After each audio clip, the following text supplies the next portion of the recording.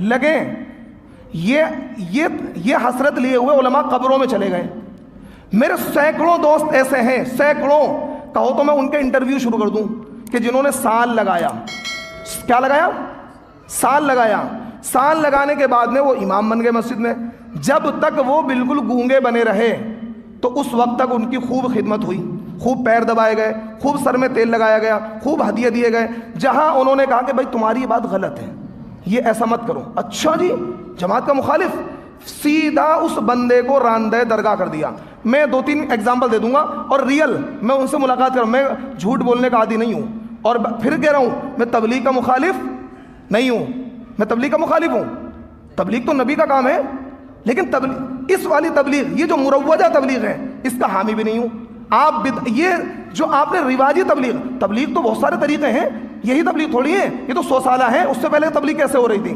بات پہنچا رہا ہوں میں بھی, میں جو کر رہا ہوں یہ بھی تو تبلیغ ہے. آپ اس کو تبلیغ کیوں نہیں مانتے؟ ہمارا آپ سے یہ تو اختلاف ہے. تو حضرت مفتی عرفان صاحب اس مسجد میں آ چکے ہیں, ایک مرتبہ چندہ کرنے آئے تھے موٹے سے, حسین میں نے رسید کٹوائی تھی.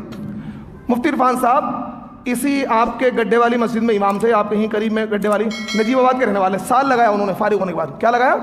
سال لگایا. جماعت میں ہی لگایا, کہیں اور نہیں لگایا, سال لگایا انہوں نے. سال لگانے کے بعد گڈھے والی مسجد میں امام بن گئے. اور ماشاءاللہ جب تک انہوں نے منکر پر نکیر نہیں کری, حضرت جی حضرت جی, کیوں ان کے بھائی کہے آپ منکر پر نکیر نہ کریں, آپ کو کچھ الف سے لٹ نہ آتا ہو, ارے حضرت بہت بڑے ہیں, حضرت بہت بڑے ہیں, حضرت بہت بڑے ہیں, حضرت بہت بڑے عالم ہیں. یعنی آپ کو امام ابو حنیفہ سے بڑا عالم بنا دیں گے, لیکن اگر آپ نے منکر پر نکیر کر دی تو آپ کو ابو جہل سے بھی نیچے پہنچا دیں گے. آپ ان کے نزدیک مومن بھی نہیں ہیں. آپ منکر پر نکیر کر کے دکھائیں, آپ کو آپ کے بارے میں وہ الزام لگا دیں گے. اللہ نے بھی لکھا نہیں ہوگا آپ کی تقدیر میں کہ یہ بندہ یہ کام کرے گا مرنے سے پہلے, لیکن جماعت والوں کو پہلے پتہ لگ جائے گا. ایسے ایسے الزام آپ کے خلاف لگا دیں گے, حتیٰ کہ جادو کرنے سے باز نہیں آئیں گے, گولی مارنے سے باز نہیں آئیں گے, اور کسی کام سے جو بس کا ہوگا کر سکتے ہیں. کئی علماء پر جادو بھی کرائے گا, اس کی بھی مثالیں میں آپ کو دے دوں گا. خیر, مفتی عرفان صاحب نے اتنی سی بات ٹوکی تھی جماعت والوں کو. کہاں سے شروعات ہوئی تھی؟ مفتی عرفان نے کہا کہ بھائی آپ جب گشت کے لیے نکلتے ہیں تو آپ مسجد میں دعا کیوں نہیں کرتے, چپلوں میں کھڑے ہو کے دعا کیوں کرتے ہیں؟ دیکھا ہوگا جب نکلتے ہیں نا باہر, گلی میں کھڑے ہو کے دعا کریں گے, چپل پہ کھڑے ہو جائیں وہاں دعا کریں گے, گیٹ پہ. ارے بھائی دنیا کی بہترین جگہ تو مسجد ہے. میرے نبی ارشاد فرما رہے ہیں وَخَيْرُ الْأَمَاكِنِ مَسَاجِدُهَا, دنیا کی بہترین جگہ مسجد ہے. وَشَرُّ الْأَمَاكِنِ أَسْوَاقُهَا, دنیا کی بدترین جگہیں کیا ہیں؟ بازار ہیں. کیا ہے؟ بازار ہیں. تو جب آپ مسجد کو چھوڑ کر چپلوں میں آ کے دعا کر رہے ہیں, کون سا کامن سینس ہے؟ کچھ کامن سینس بھی لگا لیا کریں. مسجد اللہ کے گھر کو چھوڑ کر جا کر چپل میں کھڑے کو دعا کر رہے ہیں. آپ مسجد میں بیٹھیں, قبلہ رخ ہوں, سب ساتھی کو بٹھا لیں, باوضو ہو کر آپ دعا مانگیں, لیکن آپ کیا چپل میں آ کے کھڑے کو دعا کر رہے ہیں. انہوں نے اس بات کو ٹوک دیا کہ بھائی یہ عمل کیا ہے؟ قرآن حدیث کے خلاف. ارے بھائی مفتی عرفان کے اتنے خلاف ہو گئے, حتیٰ کہ وہاں کے ایک تبلیغی جماعت کے امیر نے کیا کیا مفتی عرفان کے ساتھ میں, اس نے ایک بچے سے ID منگائی چال سے, اور ایک سم خریدا, اور پولیس والوں کو فون کیا کہ مفتی عرفان کے پاس کشمیر کے آتنکوادی بیٹھے ہوئے ہیں. کیا فون کیا اس نے؟ کشمیر کے آتنکوادی بیٹھے ہوئے, ان کو گرفتار کر لو. اس واقعے کا میں شاہد ہوں, میں اس وقت وہیں امام تھا. ایک دم سے پولیس فورس آ گئی مفتی عرفان کو گرفتار کرنے کے لیے. صرف یہ جرم تھا مفتی عرفان کا کہ تبلیغی جماعت کی غلطیوں میں ٹوکنے لگے تھے وہ. تو ایک دم سے پولیس آ گئی, مفتی عرفان ایک دم سے گھبرا گئے, سو رہے تھے, اٹھے, کیا ہوا کہ تھانے چلو, آپ کے خلاف کمپلین آئی ہے. خیر انہوں نے سمجھداری کا ثبوت یہ دیا, اللہ کو بچانا تھا. انہوں نے بھائی ایسے نہیں جاؤں گا میں, میرے محلے کے لوگ اکٹھے کرو, کمیٹی والوں کو بلاؤ, ساتھ میں چلوں گا. ٹھیک ہے چلو. کمیٹی والے آ گئے, محلے کے لوگ آ گئے, تو اب وہ کچھ دکھا نہیں پائے, نہیں تو فوراً کیا ہے اسلحہ دکھا دیتے, یوں دکھا دیتے.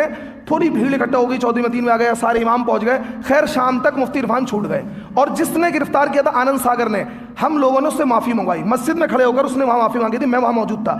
اس جلسے میں اس سب سے پہلی تقریر میری ہوئی تھی علماء کی فضیلت پر. تو خیر یہ اس عالم کا حال ہے جنہوں نے کیا لگایا تھا, سال لگایا تھا. تو وہ علماء میری بات سن لیں جو مجھ سے یہ کہہ رہے ہیں کہ پہلے وقت لگائیں پھر ان کی اصلاح کریں. ان کی اصلاح امام مہدی آ کر کریں گے, یہ نہیں مانیں گے. میں ان لوگوں کو بچانا چاہ رہا ہوں جو ان کے نظریات سے متفق ہیں. ان کی اصلاح نہیں ہونے گی, کیوں؟ اندھ بھکتوں کی اصلاح نہیں ہوتی ہے. ایک بات, بدعتیوں کی اصلاح نہیں ہوتی, کیوں؟ یہ ثواب سمجھ کر رہے ہیں. بھائی ایک چور کی اصلاح ہو جائے گی, وہ چوری کو چوری سمجھ کے کر رہا ہے. ایک زانی کی اصلاح ہو جائے گی, زنا کو زنا سمجھ کے کر رہا ہے. لیکن یہ اس کام کو جو کر رہے ہیں ثواب سمجھ کے کر رہے ہیں. 3 دن لگانا ثواب نہیں ہے, 10 دن لگانا ثواب نہیں ہے, لیکن یہ اس 3 دن کو 10 دن کے لگانے کو ثواب سمجھ رہے ہیں. بھائی تو ذریعہ ہے دین کے سیکھنے کا. اصل کام ہے دین سیکھنا. آپ, میں ایک بات اور کہہ رہا ہوں, میری بات غلط ہو تو آپ سروے کر لیں, کھجوری میں ایسے لوگ آپ کو مل جائیں گے جن کے 10 سال 20 سال ہو گئے تبلیغ میں لگے ہوئے. یہ کڑوی حقیقت بیان کر رہا ہوں. آپ ان کو بلائیں, ان سے کہیں کتنی صورتیں یاد ہیں آپ کو, کتنے نماز کے فرض یاد ہیں, واجبات یاد ہیں, نہیں یاد ہوں گے تو بھائی کیا ہے. علماء دیوبند زندہ باد, علماء دیوبند زندہ باد, علماء دیوبند زندہ باد, علماء دیوبند زندہ باد.